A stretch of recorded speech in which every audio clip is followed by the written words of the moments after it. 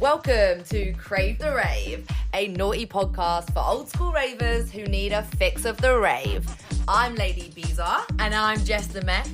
On each episode, we'll be reminiscing over hilarious, embarrassing, and downright mental stories from our raver days. Think trippy tales, fezzy fails, and stories from the sesh. We've seen, heard, and done it all. And we bet you have too. So join us for a trip down memory lane. Hello and welcome back to Crave the Rave. I'm Lara. Got Jessie with me as well. Hello. And we've got a very special guest. We have Meera with us. Yay! Hello. Hiya. The awkward introductions. Hello. Hello. So our guest today is an amazing DJ, radio host and founder of the event brand House Party and a self-proclaimed lifelong raver. Meera's definitely an awesome DJ who can play vinyl. Mad respect for anyone who can do vinyl, honestly. But yeah, you started out in the 2000s, didn't you? And then went on to work on pretty big radio shows, I would say, on like BBC. I know you worked with Mary Anne Hobbs, which was pretty kind of breakthrough at that time, right? She was the person that was hugely instrumental in breaking the new key kind of electronic artists at that time, right?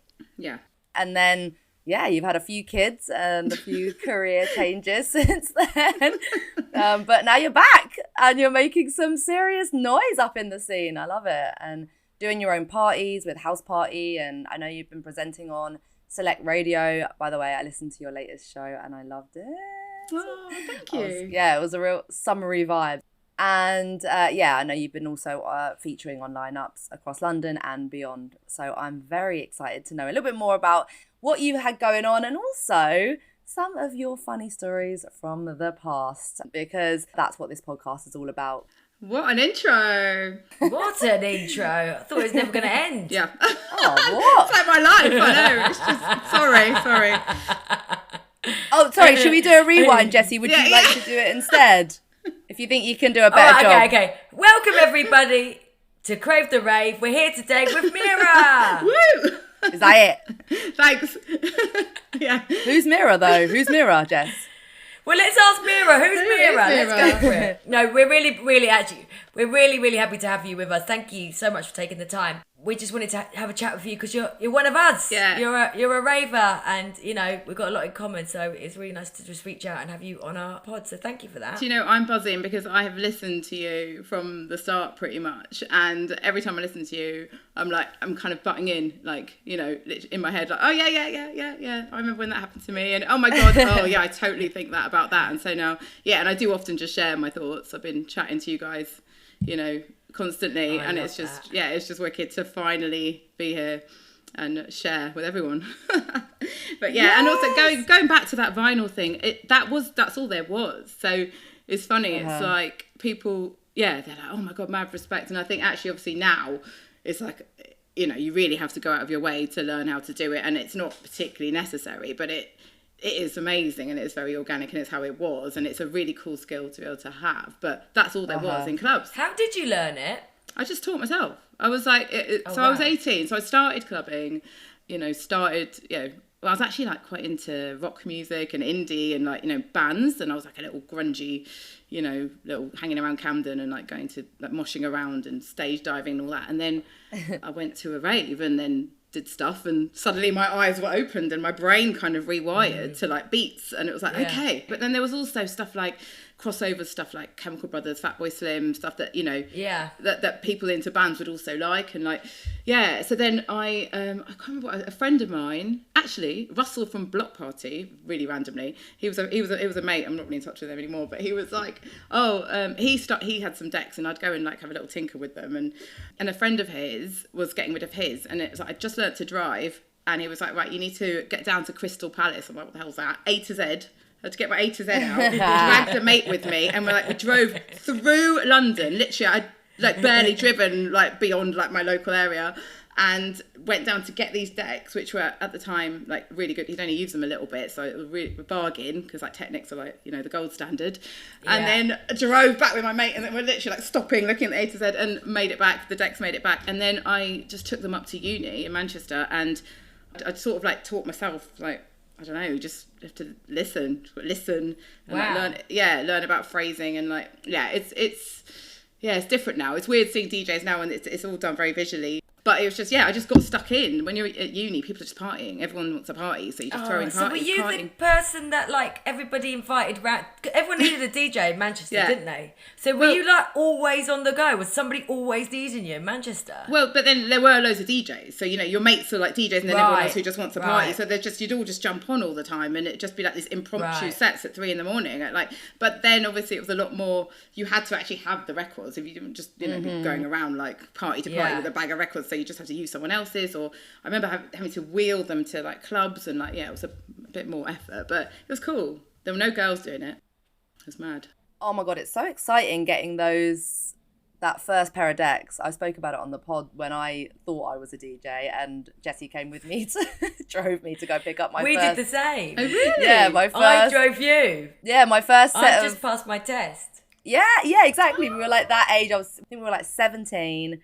And I really had it in my head. I'd like that I could DJ, which I definitely couldn't. And I had a bunch of vinyl because I was working in this record shop, IMO Records. And so I was just buying all the white labels when they were coming in. And then our mate was quickly selling a couple of, like, his set of old decks. He suddenly needed some cash. could. Somebody was after him and he suddenly needed to sell his brand new decks. Yeah, so which I think he got for Christmas or something. Yeah, so he needed to get rid of them, but he was shotting them for 200 quid. And they were like Gemini belt drives, like really old school vinyl setup. The old wooden speakers with all like the wires coming out of them. But I was like, cool, we're going to take this whole setup. And then it became a staple at my house. I didn't use it that often, but other people would sometimes mix on them more than I did. Well, you didn't use it that often because you couldn't fucking mix. You didn't do what couldn't Meera did actually and learn. You just put a tune on and put the needle on and then press play. Yeah, I tried, but I just didn't have the skills at that time, sadly. So yeah, ratings for you actually teaching yourself, because that is not an easy thing to do. Yeah, and also I guess like you had to be a real head. There was no Shazam. There was no looking up track lists on the internet. No one even nobody used the internet. We didn't have smartphones. You were just, because I'm 42. This is 2000. It's like 2001 when I bought them. I was 18. And, things did change soon after, which is when I kind of went, what do I do now? And then the irony is that I lost my confidence because I'm just a vinyl DJ. I don't know how to use this new stuff, but actually it is a lot easier in a lot of ways. But it is about the dig and being ahead, being really into, it's about the art of digging for tunes. So yeah, mixing's one thing, but you've got to be able to, it's a selection and getting the tunes. But what do you mix with now? So it's just files. So on, just whatever. Usually the club setup is. You don't use vinyl anymore. I do now and again. It's quite nice because people are like, you need to really, monopolize. You need to make the most of the fact that you can do it. So visually, it's pretty cool. I've got a few little mixes on my. A few little clips of me mixing vinyl on my Insta. But there's cool places like in East, like on Brick Lane, there's Cafe 1001, which has got a beautiful sort of setup, and it looks really nice when you've got a little vinyl set going. And then Planet Wax in New Cross, I did a vinyl set there. So I've just kind of got it out there that I can do it, and then people are like, ooh. So yeah, I might actually teach it. People have asked. You should. Oh, can you teach me, please? Yeah, please. I really want to know. Ashley said he can teach me, but it wouldn't be on vinyl. Well, he could teach me on vinyl. We haven't got decks, but please, I'd love to know. You got one deck. You got a record player. Have you tried doing anything? One deck. No, I haven't tried doing anything.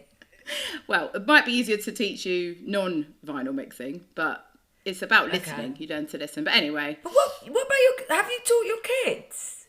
Are they interested? They're not really. I mean, well, my daughter's a bit like, she's a teenager, so I'm major cringe levels, but she lost the plot. I would have thought that's the coolest thing in the world. Your mum being able to mix vinyl, your mum being a DJ. Like that. Well, I would be like, Mum, teach me. She'll get there, but remember what it was like being a teenager. Like everything was me even speaking to her half the time is a bit it's just too much. Okay. So when she gets sent a video of mine from a mate, that she found that's come up on their explore page on TikTok. Yeah. And then she loses her mind. She lost it. She was like, "Get off TikTok, Mum. What are you doing? You're so embarrassing."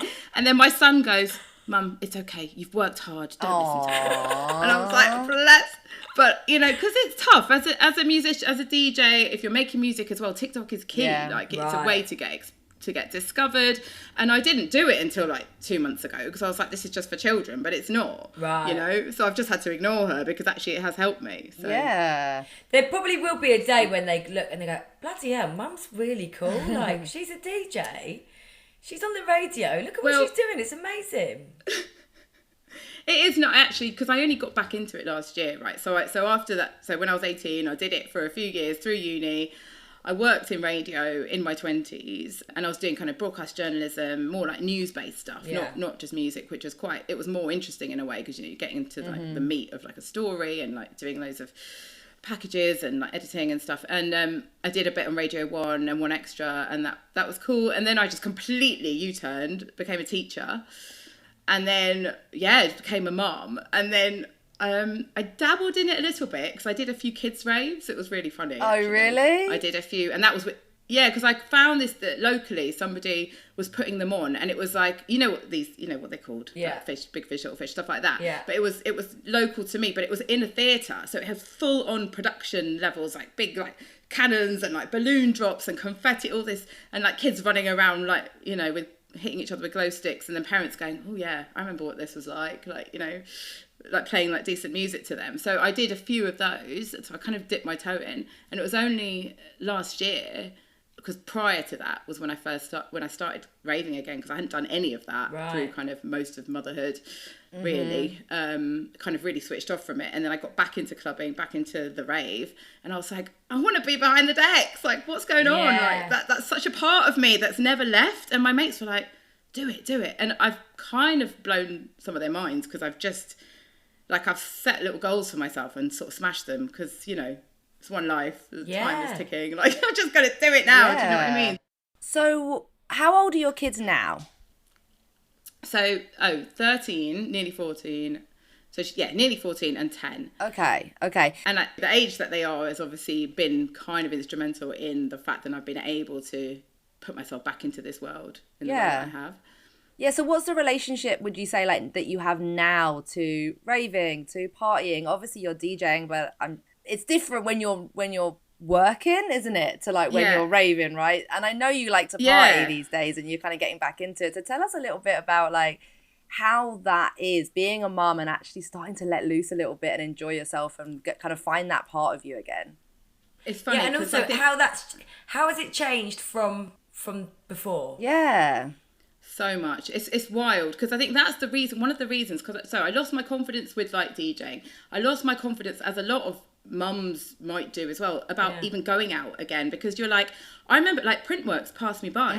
Like I never went to Printworks. I've been to like drum sheds, I go to loads of other clubs, I go to all sorts now, but that was in a period where I wasn't doing anything. And then the idea of it, like I'd see stuff and go, but I can't, that's so alien to me now. Like that was my life before. Like how would I do that? And how would I sort of be around lots of younger people and not feel like some old granny?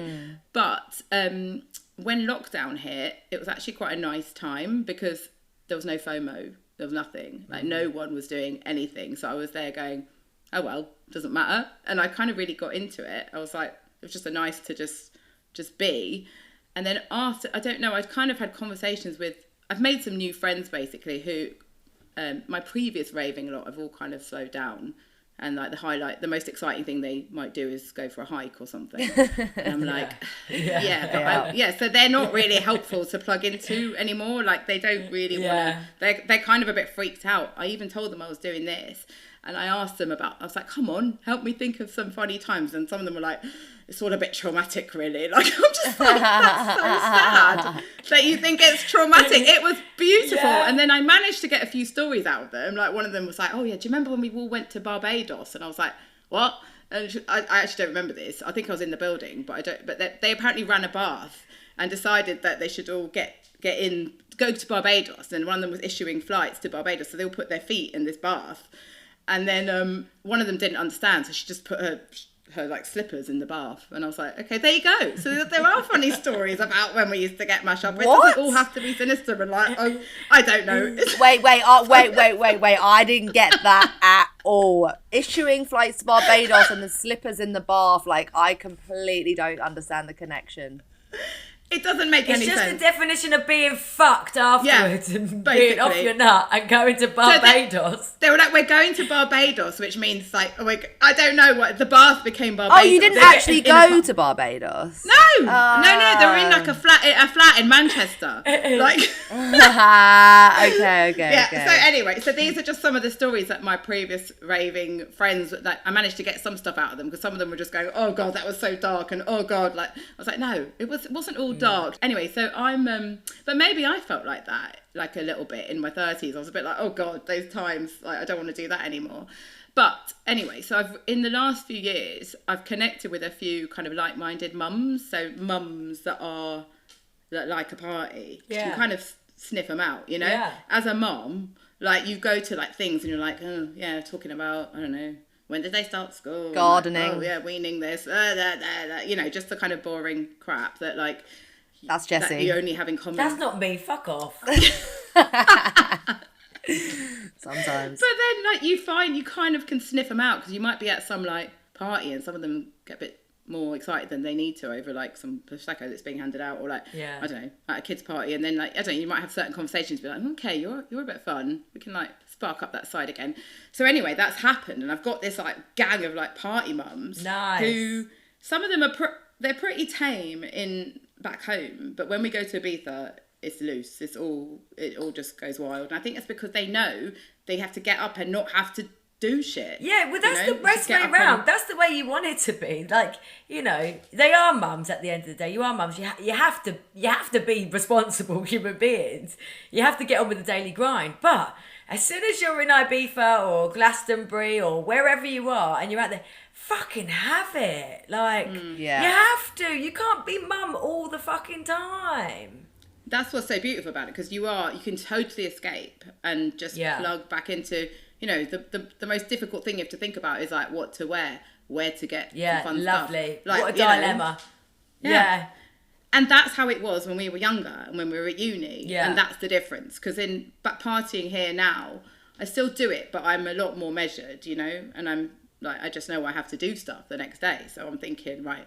And then you're very like systematic with all your like recovery things, I find. That's what we do. We have them all ready and have to remember to take stuff before, after. Yeah, I just done just field day, and like the aftercare package that I set up for myself. Night owls next to the bed. I had a fridge full of food and like treat food as well, just to try and bring up my serotonin when I get home or the next day. And like literally like a care package that was well thought out, but was literally around my bed. So when I got into bed, I was like, okay, I can do this. Tomorrow's not going to be too bad, because I've got chocolate croissants downstairs, a pizza in the fridge.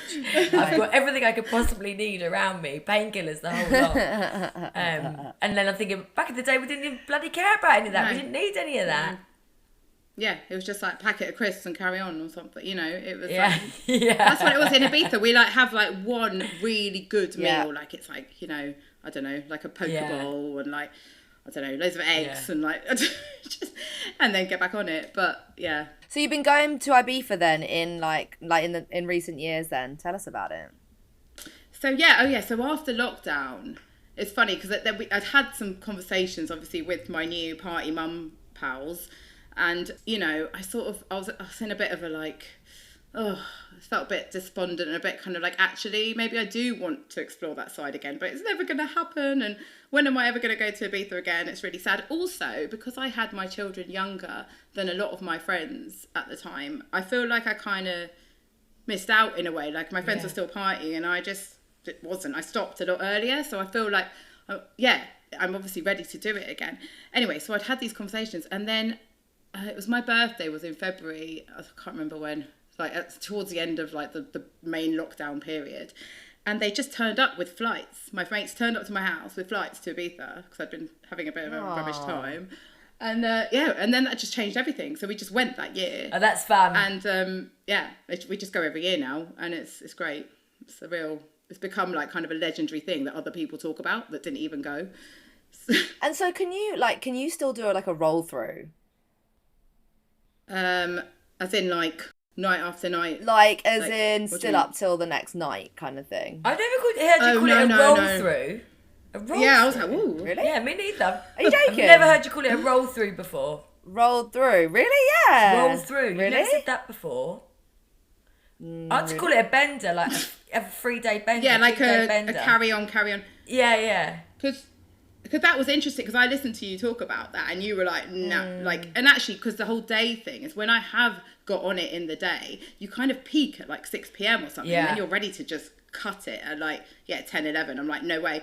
And even now, it's kind of like, if I've ever gone to anything after, I remember even back in the day, I'd go to afters and be like, this is just getting gradually more shit. Like, do you know what I mean? I'm just like, yeah, also that's because exactly of the week it. that, yeah. And then you're like, and I'm starting to prang out here, and oh God, look at his face, and oh God, and then, it was just like that, yeah. So I feel like leaving on a high, or leaving when, you start to feel like you don't want to carry on, but like it's still not got like dark and weird. Yeah. I don't know, it doesn't really get dark and weird, but do. definitely couldn't do that now. And You're even back. spot on with that. It actually, if you think about it, the afters never gets better. No. It just gets worse and worse and shittier and shittier.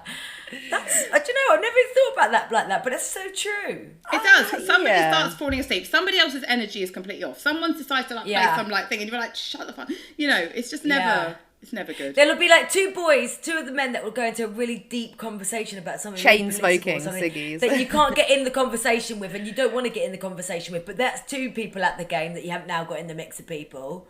Yeah, you've got someone else literally falling asleep. You're trying to wake them up to join in, but they don't want to. Yeah, for me, that's so true. I know it's when it's called when I'm chain smoking, because I'm not even a smoker, and it's like when you're smoking just to fill the gap of something to do at the afters. I think you're tired as well, so that when you're from a cigarette, it's your brain going, I need to sleep, but really you just think, I need to consume. Yeah, consume. I don't even fuel. smoke, but I'll take a packet of fags right now, because your body is just like trying to take in any energy that it can, because it needs to sleep, so it'll take whatever it's got. I mean, I'll always do something rank, like a big shot of straight vodka, just to impress the crowd and get the whoops that I need. But yeah, it's not great at that time. No, and like you just know, we know that because we're on a bit of we've got limited time in Ibiza. We'll go for it was a weekend. It's become a long weekend. It's become practically a week now. Yeah. We want to really make the most of the time. So it's like, we will take stuff to help us sleep. Yeah. And get up, and then do it again. And then, but something quite epic happened 2 years ago. It was like Bank Holiday Monday, and airspace shut down in London. Like, you could not fly into London on that Bank Holiday Monday 2 years ago. So that was when we were due to fly back. And by this point, this had been like that was morning of day 6. So yeah, we'd had 5 nights of heavy nights. In Ibiza. Yeah, in Ibiza. And at this point, I always say to myself, pack the bloody suitcase, pack before, like, you go out on that last day, don't leave it. Oh God. And I'm always still in a mess, and I just couldn't function. I got up, I was like, we need to check out. We need to get our flight. I can't move. It was awful. It was horrendous. I could barely move up the stairs. Everyone else seemed to be kind of fine. I think it's because I'd had successive lack of sleep. I don't know. Sometimes I struggle to get back to sleep or nap, and they'd all napped, and I don't know. I was just in more of a mess than anyone else. And they all decided, because we didn't know our flight had been cancelled at this point. So it was kind of like late morning. They had all buggered off down into the town. Oh, we're going to get our last minute bits. And I was like, oh, look at you, being able to function. I just can't move. I was just lying with my sarong and a bikini, in the hotel lobby with a bag I just managed to kind of pack. We had I was just completely just a mong, just there the whole day. I think our flight was at 3 or something. Anyway, so I got a call from my mate. She was like, oh, looks like our flight's been delayed. I was like, I don't give a shit. I can't move. I just quite would like to just sleep. I don't care. And they were all like, oh, okay. Anyway, so then they're like, oh, what's going on? And suddenly it was all over the news. No flights. You cannot get a flight. And they were like, no, surely not. And I was like, whatever. Anyway, so then we've got this driver. He's like our Ibiza dad. He's so lovely. He's a legend. He turns up because actually I think we thought our flight was happening. So he turns up. They all come back. I'm just still a mong on this sofa. And then he basically helps me kind of find clothes from my bag, because I can't really go to the airport in my bikini, and packs my bag back up for me. We go to the airport, and then like, a couple of them were getting a bit like aggy and a bit anxious. Like, it was starting to become clear that there was no staff around. It was just all very weird. And then that was it. Like, they accepted, like, there is no flight. You're not going to get a flight. And there was no flight showing till the week after or something. It was crazy.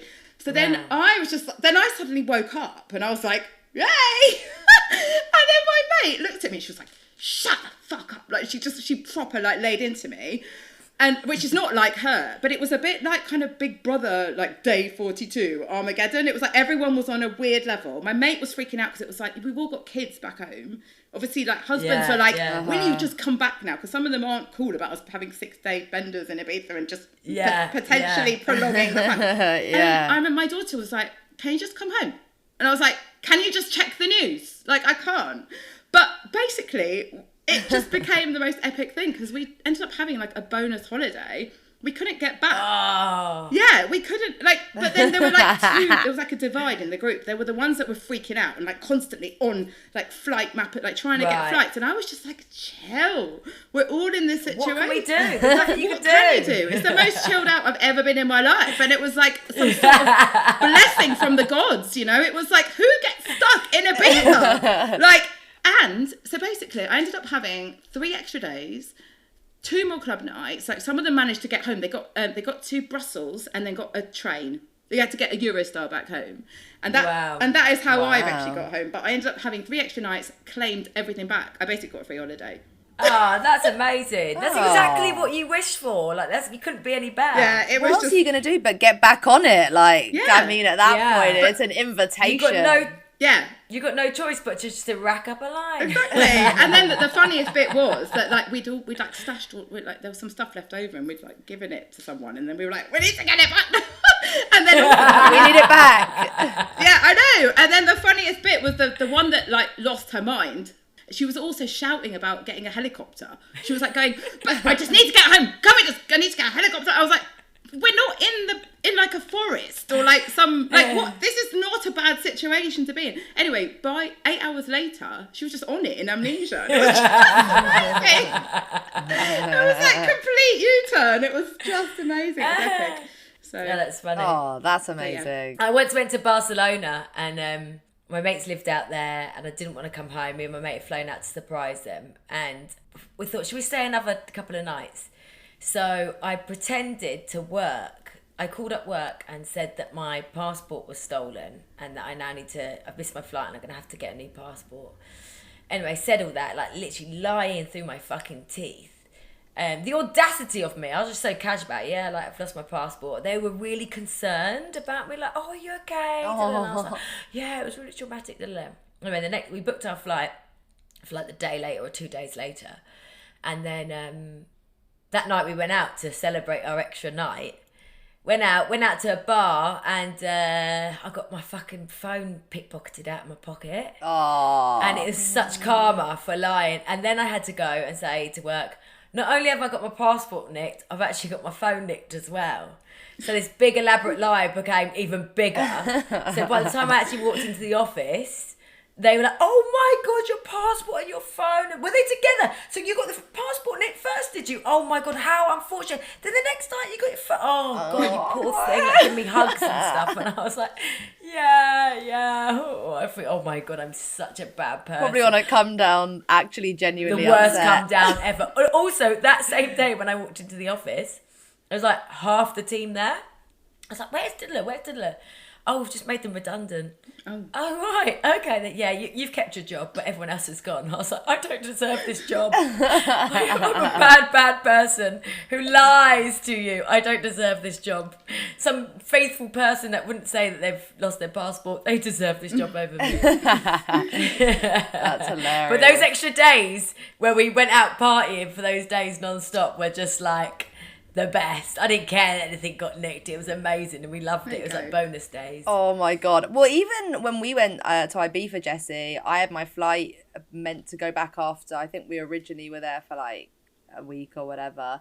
And then I just remember being on Bora Bora and I was supposed to be getting my flight, and obviously we were off our nuts. Oh, did you stay? And I just remember watching my flight take off. Yeah, I just was like, I'm just not gonna get on that flight. And I remember that a new flight was like 300 quid, and I was like, I just don't give a fuck. Like, I'll figure it out. I was young then. That was more of a big deal. That amount then. Actually, no, not really. I shouldn't have done it because I was about to start a brand new job, and I deliberately left 2 extra days or 3 days to like get back from Ibiza, get my head in the game, and like come not on a come down. But instead, what I did is I literally worked to the morning. I flew back in the morning and then went straight with my. You worked? You mean you partied? Sorry, did I say worked? I meant work. Oh, Ibiza's not work, babe. No. I partied for 2 more days straight, and then I went with my suitcase straight to work on my first day, straight from Ibiza. Yes, you that started happened. the new job. Yeah. Wait, was this when you worked in a very formal company, i.e. the news? No, the one after that. I was in television. And you went from there. You went from the airport to your first day. Yes, and I was on a terrible come down, and I remember this so clearly. My first day, and I remember one member of staff, like one of my managers, said, "I'm going to introduce you to everyone in the company. Let's go." And it was one floor of about 250 people. And did she go around and introduce me to every single one of them? Yes, she did. And the worst thing about it was I couldn't say my own title. My own title was a tongue twister. I was let me get this right. I was the corporate communications coordinator. Okay. And so I just want to say another C word there. That would be good. At the end of that. and I'm cunted right now. Yeah. So she was, okay, this is Lara. She's the new, introduce yourself. I'm like, yes, hi, I'm the corporate. And they say, hi, Lara, welcome. What's your role? I'm the corporate communications coordinator. Every time, like, oh my God, just trying to get it out. I'm not joking. She spent about an hour and a half introducing to every single person in the company. Was your mouth full of ulcers and cuts from gurning the week? I just was completely like out of it, just completely out of it. Thing is, I would rather do that in that state than sober. The idea of that sober, like, and completely normal, like, sends me under. Just loads of introductions. It's just like, I think I'd rather just be like, what? But remember, I was sober. I was sober. I wasn't high. I was on a come down. It's way worse. Yeah. It was like worse than normal, but like with zero minerals. Like every life has been sucked out of you, and all you want to do is lie down on a cold floor.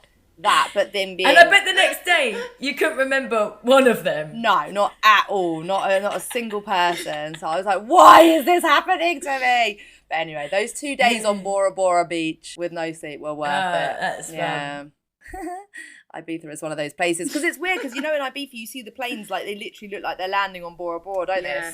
It's such epic. a trip. Like, you see the planes coming over. And now it's like that on DC 10 and Ishaya. It's like that as well. You just see them. Yeah. It's quite iconic. They come on. It comes over. It's what? It's like yeah. But when you actually see your own flight that you were meant to be on take off and go above, you're like, bye.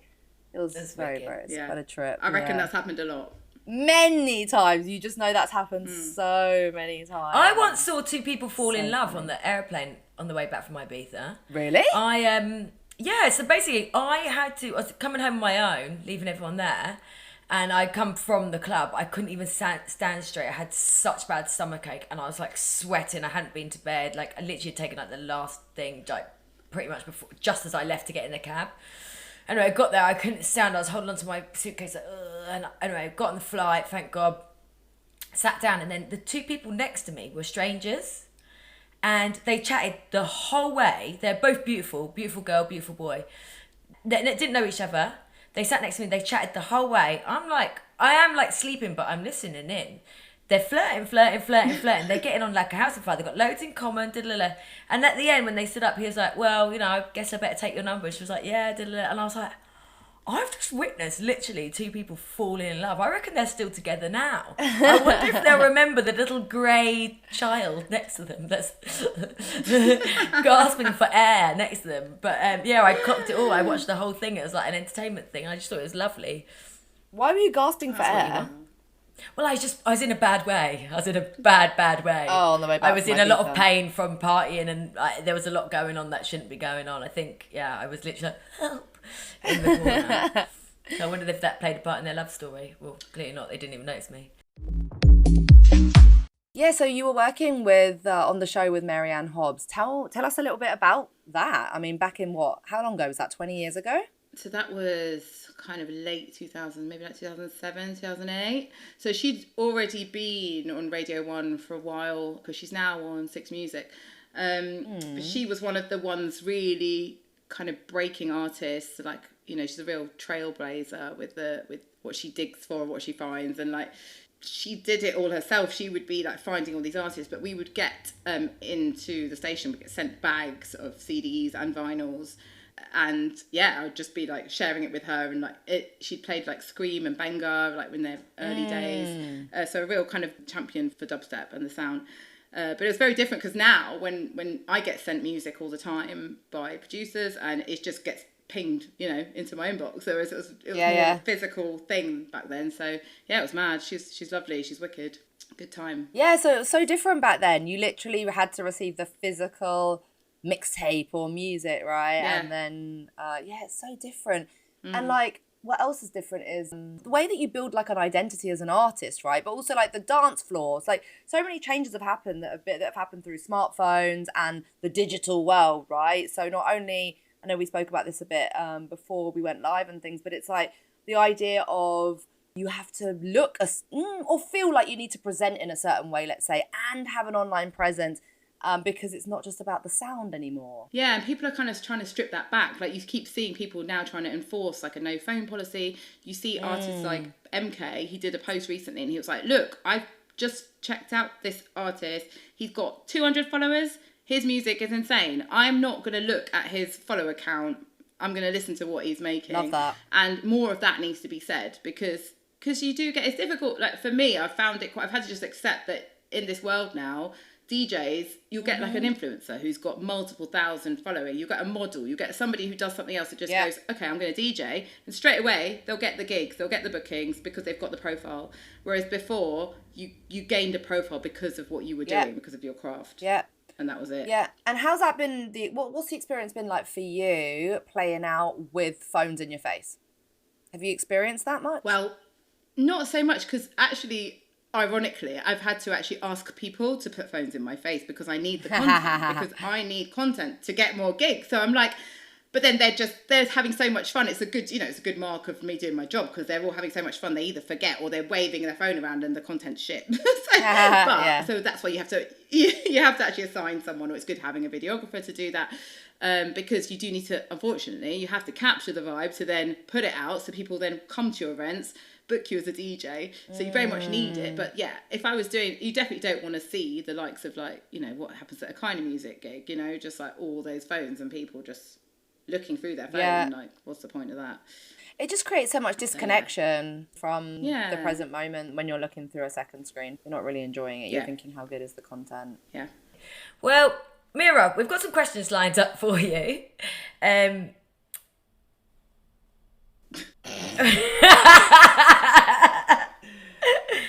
forgot the questions. Hang on. Hang on. Okay. You got the document. So I'm going to start off with one which is just, what was your first rave? Can you tell us all about that? It was Peach at Camden Palace, which is now Coco. Yeah. Oh. It was very funny because there were loads of people in like high-vis jackets, like loads of them, because that was like a thing, you know, that whole like cyber thing. But most of the people wearing them probably just wore them in the day because that was their job. So there were just loads of like, I don't know, tradies and like people just like, out of this. Because I did actually speak to a lot of them, obviously, and that's what they did, stuff like that. And I was just like, oh, this is really funny. It was very, very kind of intense trance and like hard house. Yeah. And I just remember, it was the first time experiencing anything like that, and it just blew my mind. And I think I was in a bit of a daze for a good week or so. I remember I was in sixth form at the time. I remember coming to school, there wasn't really comedowns. I remember just coming in like all floaty, and I was doing a lot of art. Like I did like art A-level, and I remember thinking it was just the best thing ever. I just wanted to spend my whole time in there. I think it really helped. I did really well. I think it fueled my creativity. But yeah, it was mad. And then from that, I think, just like I said before about discovering beats, and I think your mind gets unlocked, and when you take things, and then I just got really into there was a lot of kind of squat raves and like woodland things, and I was explaining this to my cousin. It's funny, I've got quite a young cousin who's at uni at the moment, and it just blows his mind, and he thinks I'm really lucky, which a lot of young people think I'm really lucky to have lived in that time. No, I think they're right. I think we are lucky to have experienced that. But there is stuff like that now. You do get kind of underground stuff, but there was a lot more. And even clubbing felt more underground, obviously. And I was telling him that you'd get a random number, and then you'd go to a payphone and ring the number, and then find out where the party was. Yeah, and you get the voicemail. Yeah, and then he goes... I know, it's hard to believe that, isn't it? Yeah, and then he really couldn't understand. He goes, what, you mean like on Telegram? And I was like, not Telegram. There's no smartphone. And it really blew his mind. Like, it's amazing. So yeah, there was a lot of that, and then it just took me into... I basically chose Manchester University as a place to go to university because of its legacy. Of the rave scene. It wasn't... Same. Yeah. Same. Same. Oh, really? But the rave scene wasn't that great there, actually. I thought London was so much better. When were you there? I've got to say, I did the best rave of my life in Manchester, which was the one I've talked about before, which is the World War II bunker one. Like, it was mind-blowing. And there were some incredible raves, and I loved all the clubbing, but I was used to London raving. And I chose Manchester because of the rave scene. But by the time I went, which is probably after you by quite a bit, the rave scene, they cracked down on the rave scene. And it was back to being a bit of an indie place. And I was like, I'm not on board with indie stuff. That's the thing. I found out some key places had shut. So yeah, I was also in London. I forgot to say Bagley's. I was in Bagley's a lot. And all of that whole Over the Cross, Terminals, the End, all of that. Yes. But Manchester, Sankey's was... It was amazing. Unreal. Yeah. I still feel it makes me feel emotional. Like, so were you there? I was there probably. Well, I was there. Well, I'm about 5 years younger than you, so I'd have been about 5 years later. But the did you used to get the Sankey's bus from Fallowfield? That took you into Sankey's because it was in the middle of nowhere, wasn't it? Down the industrial estates. No, we had and to there was walk. A bus, and it was like a party bus. You get on, it had a dance floor, and it would drive you all the way from Fallowfield to Sankey's. Oh yeah, I've been on that bus. We all went, didn't we? We went. Sankey's was sick. It was, and I've just seen. It was like a big warehouse, wasn't it? Like a big warehouse. It felt like, was it like an old school or something? A soap factory, like it wasn't that big. Yeah. It was quite. No, it wasn't big. It's a soap mill, but it felt big. Yeah. It didn't feel big. It was quite a small. It was small. It was like brickwork. It was quite like higgledy-piggledy. You might be thinking of Warehouse Project, Lara. No, I've been to Warehouse Project. I know Sankey's because I went Sankey's. Yeah, you were at Sankey's while we were all at Sankey's. That's why it felt a bit different. I don't know why. In my mind, it was quite big, but I know I was very fucked. So that might be why. Yeah, it was for me. It felt like a nice in between. It was like a club, but it wasn't. It felt intimate, but not. It was just great. And because you got absolute world class. It had Fabric vibes. Better. I've got some issues with Fabric. I feel like I do love Fabric, but share with us. Oh no, nothing major. But I just don't get. I've not always had like a great time. It's not always like perfect. Like in fact, the last time I went, I just loved it in room 3, and that's a lot smaller. And I didn't really like the other two. And how long ago was that? Last year.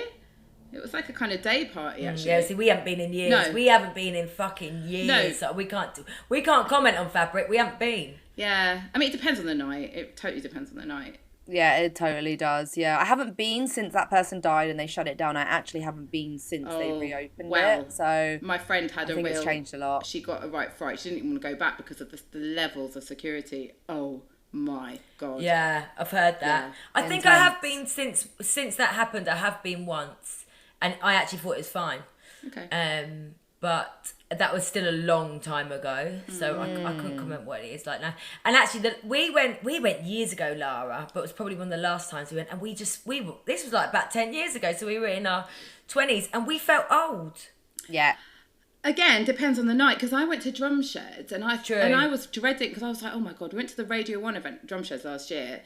I think it was one of the first times we went, and I was like, oh my God, it's going to be full of children with little man bags. It was amazing. Yeah. It was like every sexuality, every age. It was just a great vibe. It was wicked. Right. Yeah. That's what you want. That's exactly what... So so one of our questions that we ask is, how old is too old for raving then? It's just funny because I was saying before that when we were younger, I remember thinking people in their late 20s were ancient, you know? And also, and I'd be like, oh, you're like well old. And then also, if you did see... I was quite judgy about it. Yeah. And then you'd see people that were actually old and you're like, oh my God. Whereas now, you do get more of a range of ages. And actually, I am obviously an older person raving. And people just, I don't know. And my friends, we're all like 40 to 50. And I think it's just, there is no, I think the issue, the differences are you have more responsibilities and it's more of an impact on your day-to-day life as an older person. So that is going to affect how you rave. So maybe not as frequently, maybe more carefully. But that's it. There is no age limit.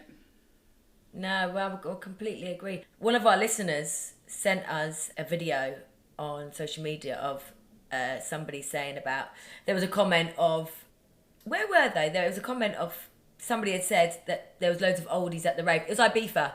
There was loads of oldies at the rave. And the guy that was doing the commentary on it said, the oldies need to be there. They're the ones that started it. And it's true. Like, the oldies that were raving way before us, way before you, like, you know, the original ravers, they're like in their 50s now.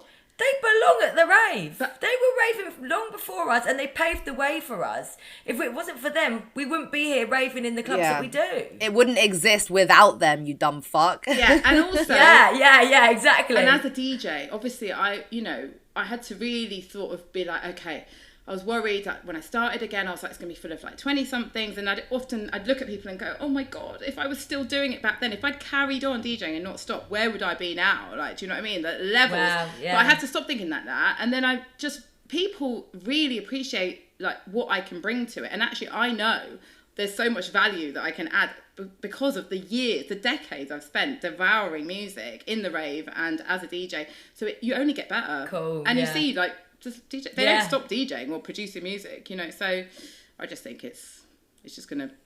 Even like, I remember once I was younger, I went to a festival and I was tripping really fucking hard, and it wasn't fun.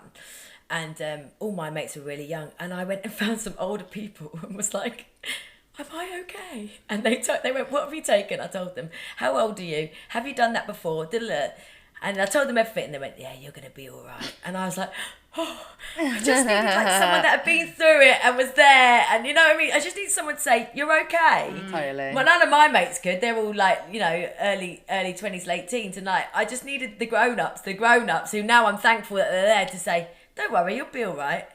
Yeah. Yeah. And I think there's been times now where I've said that to other people at the rave when I've seen a youngster going, oh, but then when they come up to go, what are you on?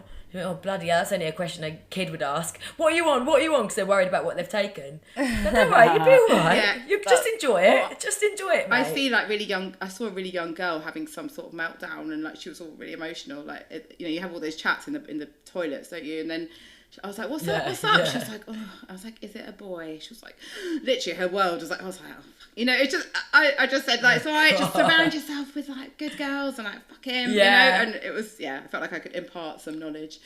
So talking about, you know, be it like Jessie just said, you know, tripping balls or whatever, like what would you say is your kind of messiest moment from a rave or a party, Meera? Enlighten us. I think it's other people's. I'm like the wise one. I'm like no, I'm not really. I don't know, I feel like I've actually had worse moments just being out in the pub. Like just drinking. Yeah, like actually, it's been horrendous. It's been.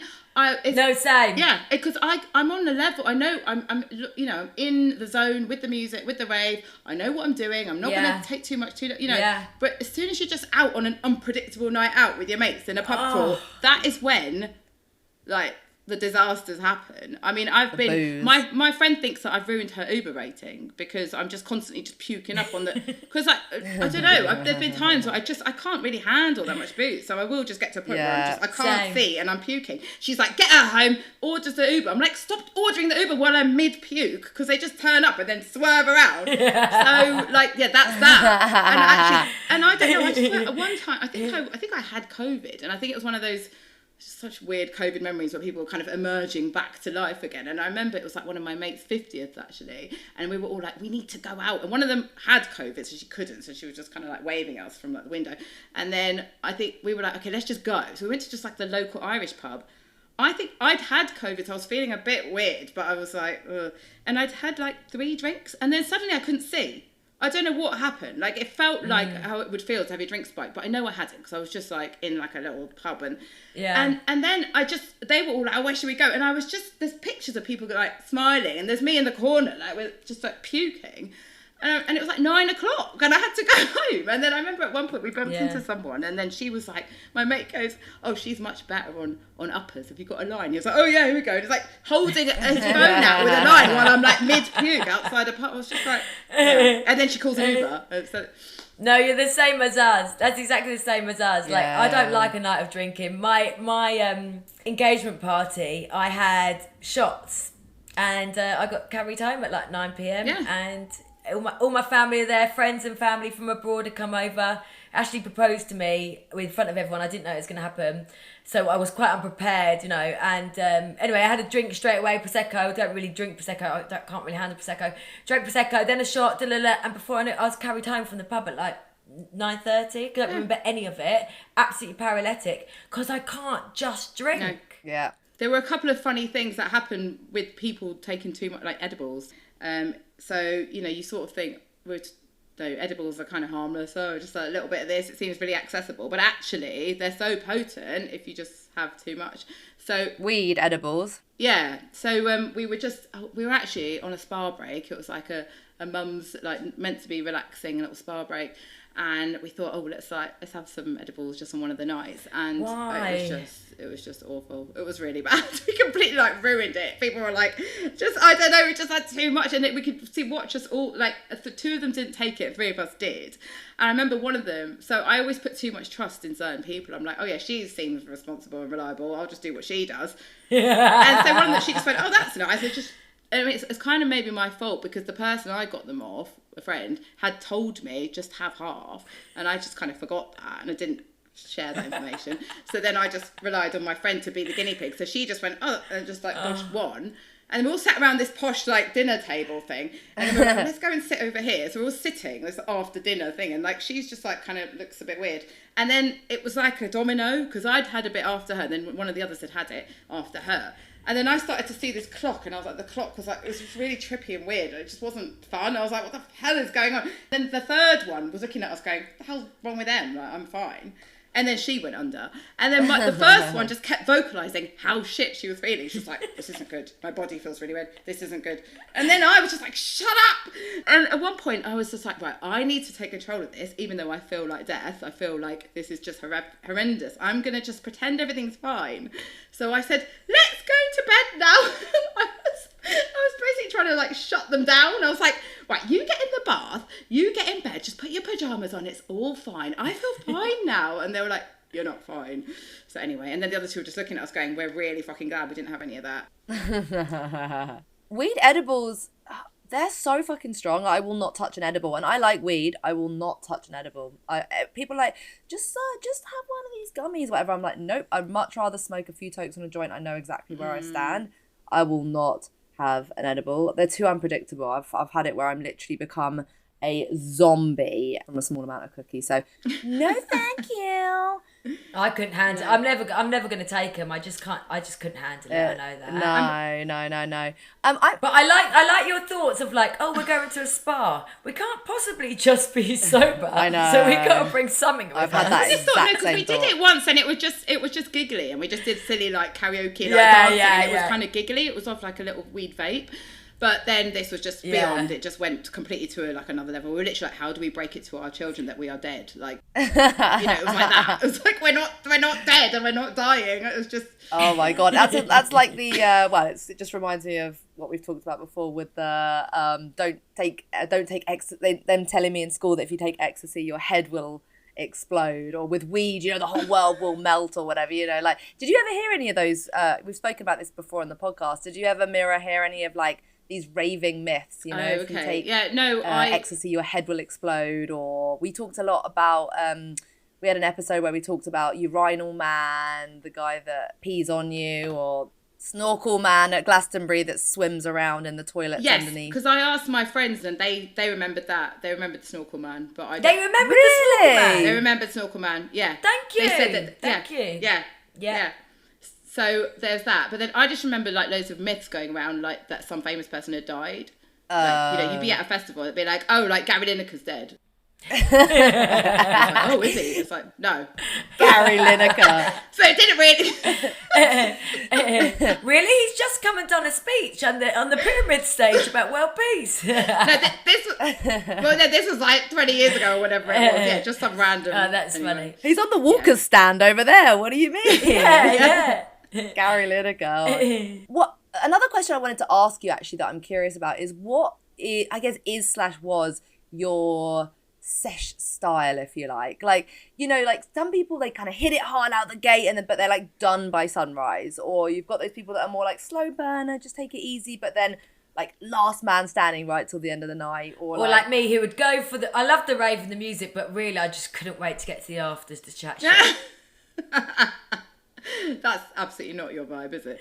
no, that is. No, actually. No, it was. Yeah, Oh. no, I did. I used to love going to the afters just to chat shit. Oh right, no, I love the chatting shit. It's funny because this is the other thing that's funny about the Ibiza dynamic. It's like it's all people that some of them don't do it regularly, but you've got to try and like somehow find a middle ground because everyone's got different ways of doing it. And I've got one friend that is regimented as fuck. You cannot get hold of her after 9 p.m. She's like a temple of absolute, you know, cleanliness, like fitness, everything. But when she's there, she has to just realise she can't. That she has alarms going off to like go to bed at 9 p.m. I'm like, nobody goes out till 1 a.m. Do you know what I mean? So she has to. And then and then people are like, what time does the club open? I'm like, no, we don't need to do that. But yeah, I love the chit-chatting as well, but also in the night. But then some of them, like one of them just wants to get lost in the rave. She doesn't like going to Pikes, for example, which is our favourite place, because the whole thing of Pikes is like it's like a house party, you're walking around, chat.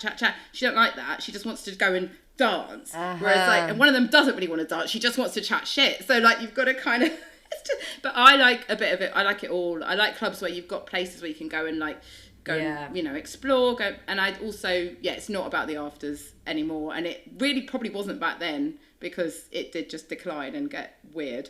But I like to kind of call it. I like to kind of like 6 a.m. Okay, you're done. Probably. Okay, so you go hard and then you call it by sunrise. That's probably the healthiest way to do it. I feel tired. I can go straight to sleep. I will just sleep. Yeah.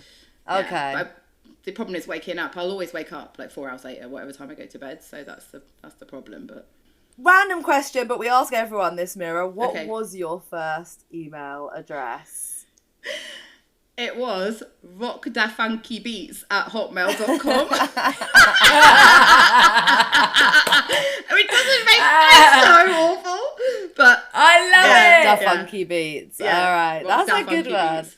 Yeah, it's kind of good. Everyone has a cringe email address from our time. It wasn't like horny dog or like you know, 69. Yeah, like us. Yeah. Oh, okay, that went with your music identity. I love it. Yeah, sort of. It's a bit cringe. It's cringe. It's meant to be. It's better than some of the others. It's better than mine. Fucking Boyakasha or Come Closer. Cringe. Oh, that's quite good. I prefer that one.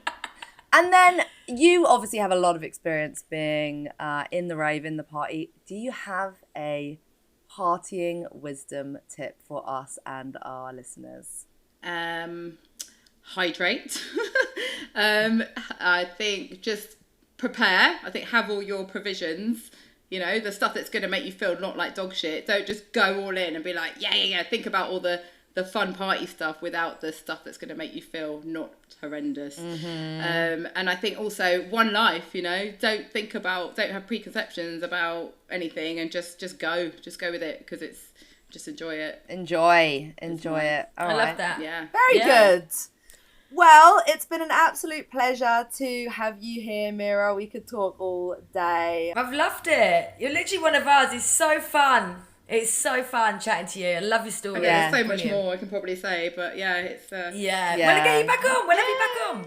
Yeah, we haven't talked about house party really, but yeah. Oh, yeah. So tell us, where can people find you, and tell us about what events you've got coming up as well. So I run my own brand, which is This House Party. You can find that on Instagram. And then my Instagram handle is Meera Mixes. That's Meera. And you can just see where I've got, radio shows coming up or gigs. I've got something at the Cross coming up next month. Just loads of bits of ministry. So yeah, I'm everywhere, here, there. And what type of music would you say that people would typically get to hear from you? So it's kind of house and garage, kind of bass line. It's usually very kind of up, like party starting, I'll cater for the masses, but also go a bit more underground. So it depends on the booking. So yeah, usually people are pretty up when they listen to me. It's vibes. It's summer. I find it like summery, bouncy. I wish I had you, Meera, at my wedding. I wish I had you at my wedding. I do. Let's do it again. I'm going to get you for something. I'm going to have to do it again. I'm going to do something because I'd love to have you DJ for us. Someone do something. You never know. I might get married one day. We're still doing a call out on this podcast, but I seem to just make myself sound even more disgusting and like less of a catch every time we record. So I don't think it's helping the cause. But never know. One day. All right. Bye, Meera. Thank you so much for being here. Bye. Bye.